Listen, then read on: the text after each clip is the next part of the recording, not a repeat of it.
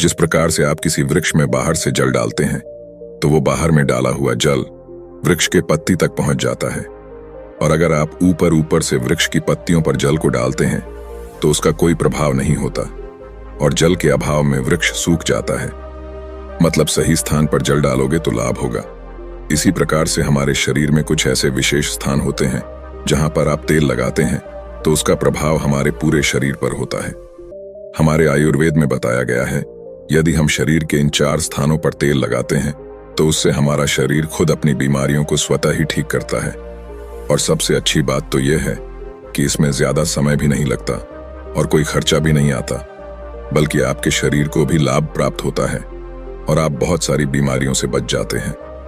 तो आइए जानते हैं आखिर वो कौन से ऐसे 4 जगह है जहां पर हमें तेल लगाना चाहिए और हमें किस तरह का तेल लगाना चाहिए और किस समय पर लगाना चाहिए।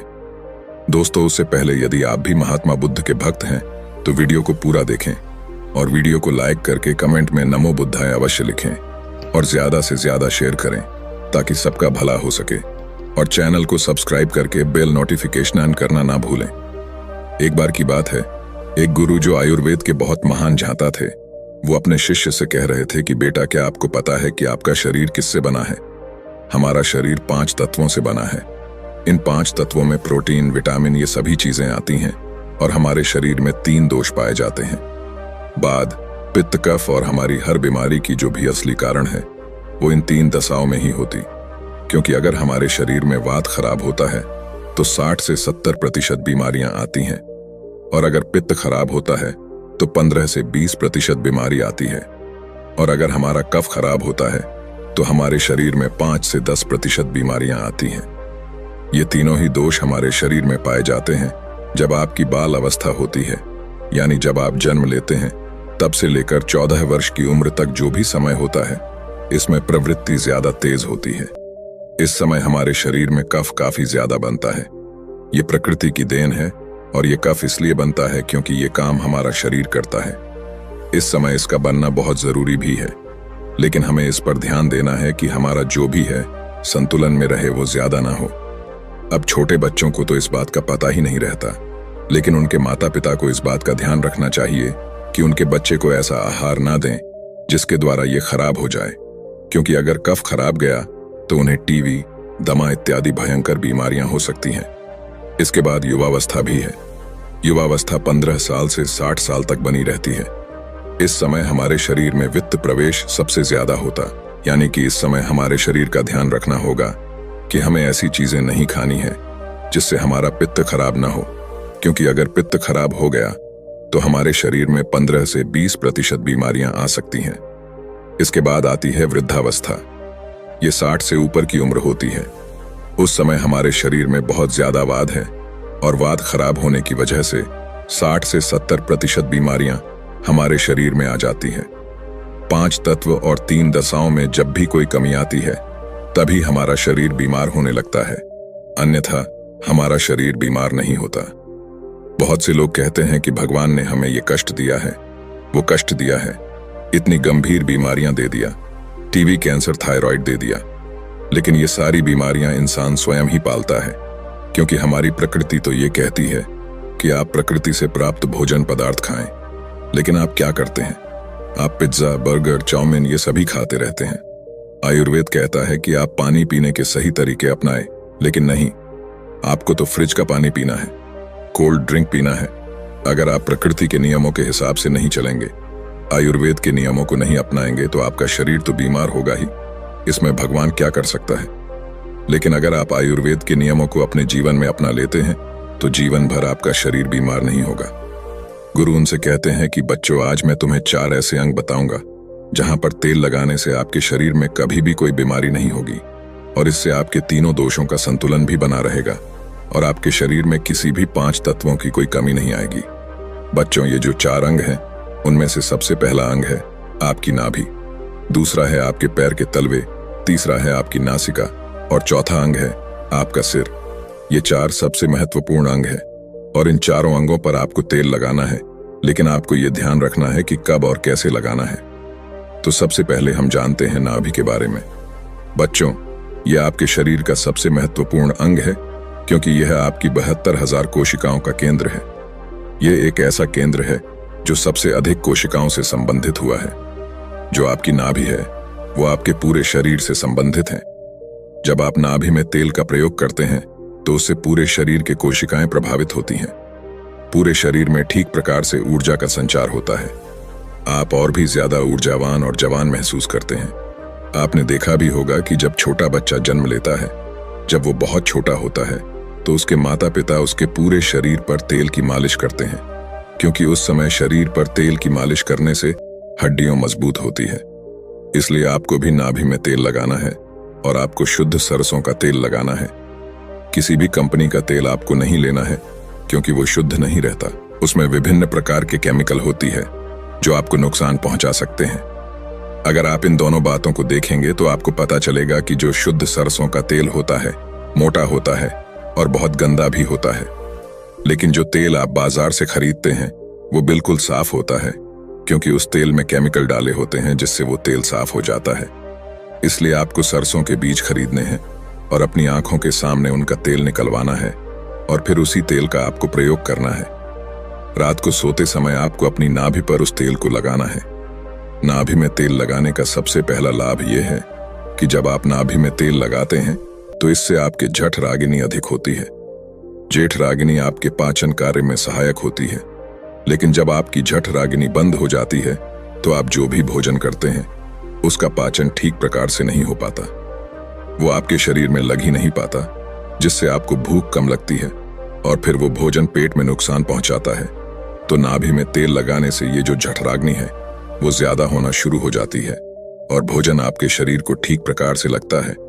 और जब भोजन ठीक प्रकार से पचता है तो उससे जो भी पाचक रस निकलते हैं वो आपके शरीर में पोषक तत्वों की पूर्ति करते हैं, जिससे शरीर के विभिन्न भागों पर, पूरे शरीर पर उसका प्रभाव होता है। नाभि में तेल लगाने का दूसरा फायदा यह है कि इससे आपकी अपान वायु संचालित होती है। अपान वायु नाभि के नीचे के क्षेत्र में काम करने वाली वायु होती है, और ये जो वायु है ये मलों के विकास से संबंधित है। यानी कि ये जो आपके शरीर में टॉक्सिन्स को बाहर निकालने का कार्य करती है। तो जिन लोगों को कब्ज की परेशानी रहती है, ठीक प्रकार से मल निकास नहीं होता, उनके लिए बहुत उपयोगी है। और मासिक चक्कर में जो महिलाओं को मासिक अधिक वेदना होती है उसमें भी ये उपयोगी है।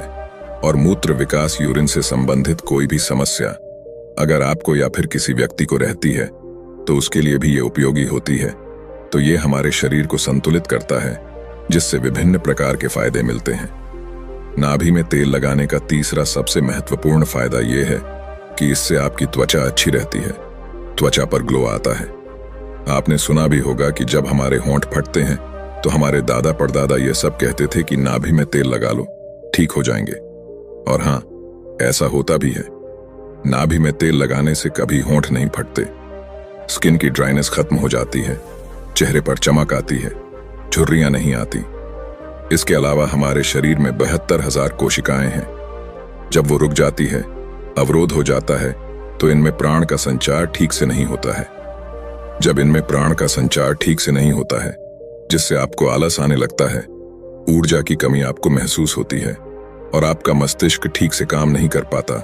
और ऐसा इसलिए होता है क्योंकि ये जो 72,000 कोशिका सीधे आपके दिमाग से संबंधित है, और जब आप नाभि में तेल लगाते हैं तो ये कोशिकाएं खुल जाती हैं। इससे प्राण का संचार ठीक से होता है और शरीर ऊर्जावान बनता है। मस्तिष्क बहुत ही अच्छे से कार्य करता है। दूसरा स्थान है आपके पैरों के तलवे। सारी नसें पैरों के तलवे से लगी होती हैं, इसलिए कहा जाता है कि सुबह सुबह जो मॉर्निंग वॉक होती है, नंगे पांव जमीन पर या फिर हरी घास में करनी चाहिए, तो उसकी आंखों की रोशनी कभी कम नहीं होती है। और पैरों के तलवे पर यही शुद्ध सरसों का तेल लगाना है। जब आप सोने जाएं तो आपको सबसे पहले अपने पैरों को गुनगुने पानी से धो लेना है, फिर उन पैरों को अच्छे से पोंछ लेना है। पैर पोंछने के बाद जब आपके पैर एकदम से सूख जाए, तब आपको एक कटोरी में सरसों का तेल लेना है और उसे अपने पैरों के तलवे पर लगाना है। इसके बाद में अगर आपके घर में की कटोरी है तो उससे अपने पैरों की मालिश करनी है, क्योंकि कांसे के बर्तन से शरीर में जितनी भी विषाक्तता रहती है वो सब बाहर आ जाती है। कांसे के बर्तन से जब हम पैरों में घर्षण करते हैं तो आपके पैर काले होने शुरू होते हैं। इससे शरीर में विषाक्त पदार्थ कम होते हैं। जिसके पैर के तलवे कम काले होते हैं उसके शरीर में विषाक्त कम होता है और जिसके पैरों के तलवे ज्यादा काले होते हैं उनके शरीर में विषाक्त ज्यादा रहता है। अगर आपके घर में आपकी माता है, आपकी पत्नी है, तो आप उनसे अपने पैरों के तलवे की अच्छी तरह से मालिश करवाई है, और अगर नहीं है तो आप स्वयं ही मालिश कर सकते। जब आप 5 मिनट तक अपने पैरों के तलवे की मालिश करती है तो आपको तुरंत नींद आना शुरू होती है। जो लोग सोने के लिए नींद की दवाई का प्रयोग करते हैं, जिनको चिंता रहती है, डिप्रेशन रहती है, जिसकी वजह से उनको नींद नहीं आती है, जिनकी याददाश्त कमजोर होती है, दिमाग से संबंधित कोई भी बीमारी होती है, तो ये सब खत्म हो जाती है। जब आप सोएंगे तो सीधा सुबह 4 बजे आपकी आंख खुलेंगी। आपको गहरी नींद और अच्छी नींद आएगी। आपकी चिंता, डिप्रेशन सब खत्म हो जाएगा। अब हम जानते हैं तीसरा स्थान जहां पर आपको तेल लगाना है, वो है हमारा सर। सिर्फ सर्दियों के मौसम में आप शाम को नहीं नहाते हैं, लेकिन आप गर्मियों के मौसम में शाम को अवश्य नहाते हैं। तो नहाने के बाद आपके बालों को अच्छे से सुखा लें, उसमें पानी नहीं रहना चाहिए। इसके बाद आपको अपने सर में वही शुद्ध सरसों का तेल लगाना है। आप जो ये विभिन्न प्रकार के तेल लगाते हैं, ये केमिकल से भरे हुए होते हैं। आजकल कंपनियां विज्ञापन दिखा दिखा कर लोगों को अपनी तरफ आकर्षित करती हैं, लेकिन ये सारे के सारे तेल केमिकल से भरे होते हैं। इनसे हमारे बालों को बहुत नुकसान पहुंचता है। इसलिए आपको शुद्ध सरसों का तेल आपके सर पर लगाना है। इसकी अच्छे से मालिश करनी है। इससे आपकी थकान दूर होगी और आपको अच्छी तरह और गहरी नींद आएगी।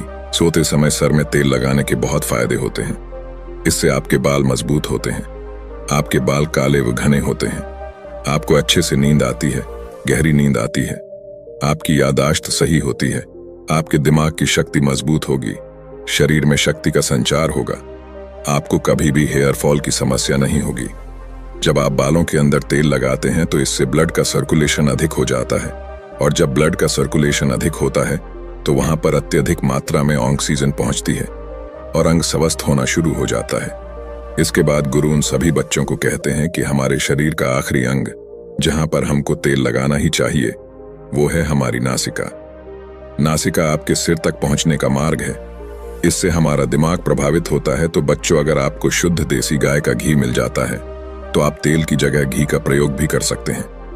आपको रात को सोते समय शुद्ध देसी गाय के घी की एक एक बूंद अपने नाक में डाल देनी है। नाक में घी डालने के इतने ज्यादा फायदे होते हैं कि आप सुनकर चौंक जाएंगे। अगर किसी के अंदर पागलपन है, 2-4 महीने के अंदर ही उसका पागलपन भी खत्म हो सकता है। यदि किसी के कान के पर्दे में छेद है तो वो भी बिना ऑपरेशन के 3-4 महीने में ठीक हो सकता है। नाक में जितनी भी प्रकार की एलर्जी है, जैसे बार बार छींक आना, नाक में खुजली चलना, नाक बंद हो जाना, ये सारी समस्याएं खत्म हो जाएंगी। आंखों की रोशनी बढ़ेगी, मानसिक समस्याएं खत्म हो जाएंगी, बाल काले हो जाएंगे। इसके बाद गुरु उन सभी शिष्यों से कहते हैं कि बच्चों, अगर आप अपने शरीर के इन सभी 4 अंगों पर नियमित रूप से सरसों का तेल लगाते हैं तो इससे आपके शरीर में कितने भी विषाक्त पदार्थ है वो सभी बाहर आ जाते हैं और आपका शरीर कभी भी बीमार नहीं होगा। आप हमेशा ही ऊर्जावान महसूस करेंगे। आशा करते हैं ये जानकारी आपको पसंद आई होगी। धन्यवाद। नमो बुद्धाय।